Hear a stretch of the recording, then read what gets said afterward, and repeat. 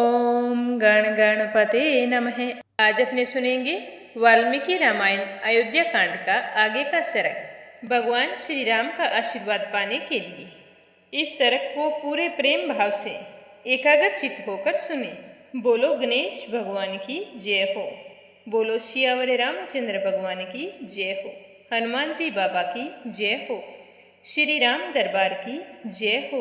लक्ष्मण कहते हैं कि हे माँ, मुझे भैया श्री राम में ऐसा कोई अपराध या दोष दिखाई नहीं देता जिसके चलते इन्हें राज्य से निकाला जाए और वन में रहने के लिए विवश किया जाए।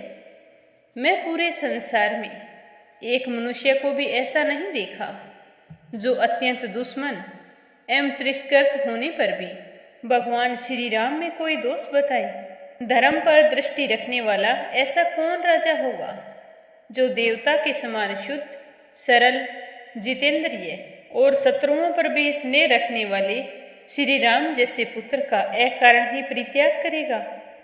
जो पुनः बाल भाव को प्राप्त हो गए हैं, ऐसे राजा के इस वचन को राजनीति का ध्यान रखने वाला कौन पुत्र अपने हृदय में स्थान दे पाएगा। हे श्री राम, जब तक कोई भी मनुष्य आपके वनवास की बात को नहीं जानता है, तब तक ही आप मेरी सहायता से इस राज्य के शासन की बागडोर अपने हाथ में ले लीजिए। भैया श्री राम, जब मैं धनुष लिए आपके पास रहकर आपकी रक्षा करता हूँ और आप काल के समान युद्ध के लिए डट जाएं, उस समय आपसे अधिक पुरुष प्रकट करने में कौन समर्थ हो सकता है। आपके समान कोई भी बलशाली नहीं है। हे नरश्रेष्ठ, यदि नगर के लोग विरोध में खड़े होंगे तो मैं अपने तीखे बाणों से सारी अयोध्या को सूनी कर दूंगा। जो व्यक्ति भरत का पक्ष लेगा, केवल उन्हीं का हित चाहेगा, मैं उन सब का वध कर डालूंगा। क्योंकि जो कोमल और नम्र होता है उसका सारे लोग तिरस्कार करते रहते हैं, पर मैं ये नहीं देख सकता। यदि कैकेयी के कहने पर और उसकी बातों से संतुष्ट होकर पिताजी हमारे दुश्मन बन रहे हैं, तो हमें भी मोह ममता को छोड़कर इन्हें कैद कर लेना या मार डालना चाहिए। क्योंकि यदि गुरु भी घमंड में आकर कर्तव्य का ज्ञान खो बैठे और कुमार्ग पर चलने लगे, तो उसे सजा देनी आवश्यक हो जाती है। हे श्री राम, राजा किस बल का सहारा लेकर, किस कारण को सामने रखकर आपको वन में भेज रहे हैं और यह राज्य कैकेयी के पुत्र को देना चाहते हैं। हे श्री राम, ऐसा करके इन्होंने हमारे साथ बैर बांध लिया है, पर इनके पास इतनी कोई शक्ति नहीं है कि यह राज्य लक्ष्मी भरत को दे सके। यह कहते हुए लक्ष्मण कौशल्या की तरफ देखकर कहते हैं कि बड़ी माँ, मैं सत्य, धनुष, दान तथा यज्ञ आदि की शपथ खाकर तुमसे सही बात कहता हूँ। मैं श्री राम से अधिक स्नेह करता हूँ। उसके लिए मेरे हृदय में अपार अनुराग है। जैसा इससे स्नेह करता हूँ वैसा मैं किसी से नहीं कर सकता। हे देवी, आप विश्वास रखें, यदि श्री राम जलती हुई आग में या घोर वन में प्रवेश करने वाले होंगे तो मैं इससे पहले उस अग्नि में प्रविष्ट हो जाऊंगा, पर अपने भाई पर आंच भी नहीं आने दूंगा। मेरा तो अब यही कहना है कि इस समय आप श्री राम तथा अन्य सारे लोग मेरे पराक्रम को देखें। जैसे सूर्य उदित होकर अंधकार को नष्ट कर देता है, ठीक उसी प्रकार मैं भी अपनी शक्ति से आप सबके दुख दूर कर दूंगा। मैं मेरे भाई श्री राम का राज्याभिषेक करवा के रहूंगा। धिक्कार है ऐसे पिता पर जो किसी औरत में आसक्त होकर इतने दीनहीन हो गए हैं कि उन्हें सही गलत में कोई फर्क ही नजर नहीं आ रहा। वो अपना विवेक खो चुके हैं और अधिक बुढ़ापे के कारण निंदित हो रहे हैं। उन बूढ़े पिता को मैं अवश्य मार डालूंगा।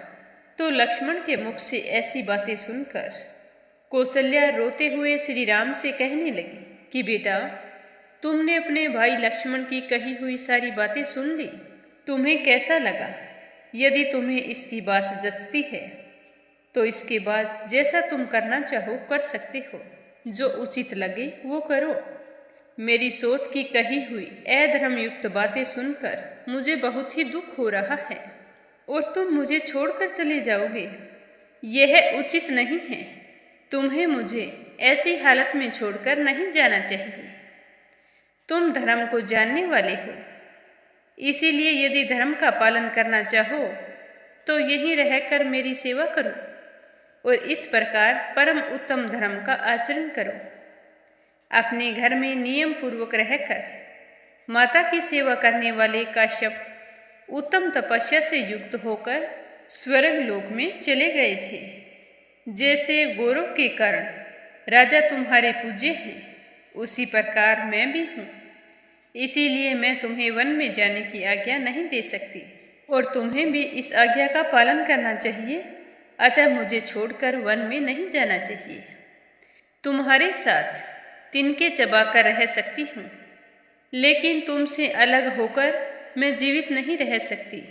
अगर हे श्री राम, तुम मुझे इस दुख में डूबी हुई छोड़कर वन में चले जाओगे तो मैं उपवास करके अपने प्राण त्याग दूंगी। अधिक समय तक जीवित नहीं रह सकूंगी। बेटा श्री राम, अगर ऐसा हुआ तो तुम संसार में प्रसिद्ध होवोगे, फिर भी नरक तुल्य कष्ट पाओगे, जो ब्रह्म हत्या के समान है और जिसे सरिताओं के स्वामी समुद्र ने अपने अधर्म के फल स्वरूप से प्राप्त किया था। किसी कलप में समुद्र ने अपनी माता को दुख दिया था। उससे पिपलाद नामक ब्रह्म ऋषि ने उसे अधर्म का दंड देने के लिए उसके ऊपर एक कृत्या का प्रयोग किया था, जिसके कारण समुद्र को नरक तुल्य महान दुख भोगना पड़ा था।